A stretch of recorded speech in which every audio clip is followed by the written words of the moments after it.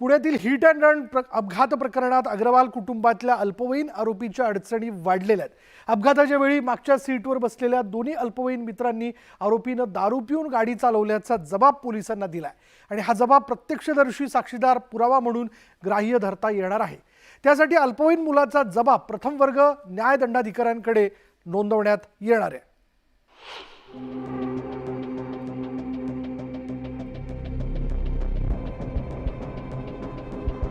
अल्पवयीन आरोपीच्या मित्रांनी पोलिसांना मोठा जबाब दिलाय।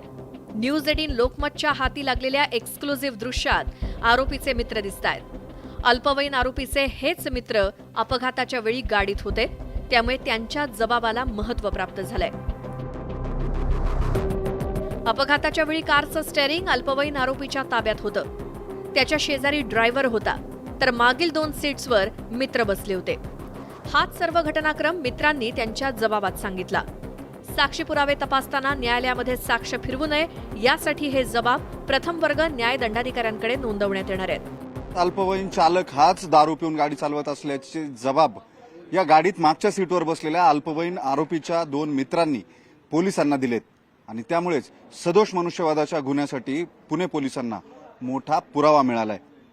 याच जबाबांच्या आधारे अल्पवयीन आरोपीला शिक्षा होऊ शकते याची पुरेपूर जाणीव पोलिसांना आहे। अल्पवयीन आरोपीचे जबाब हिट अँड रन प्रकरणामध्ये महत्त्वाचे ठरू शकतात। पोलिसांनी स्टेटमेंट त्यांचे घेतले असतील तरी शेवटी ते अल्पवयीन मुलं आहेत। आता या हिट अँड रनच्या केसमध्ये महत्त्वाचा पुरावा हा रक्तामध्ये जर अल्कोहोलचा अंश आढळून आला तर तो महत्त्वाचा पुरावा ठरू शकतो। अल्पवयीन आरोपीच्या मित्रांनी दिलेल्या जबाबामुळे पोलिसांनी लावलेल्या सदोष मनुष्यवधाच्या गुन्ह्यात पुरावे म्हणून ते वापरता येणार आहेत। त्यात जर अल्पवयीन मुलांनी जबाब कायम ठेवले तर अल्पवयीन आरोपीला शिक्षा होऊ शकते, इतकं महत्त्व या जबाबांना आलंय। व्हिडिओ जर्नलिस्ट गणेश कदमसह वैभव सोनावणे, न्यूज 18 लोकमत, पुणे।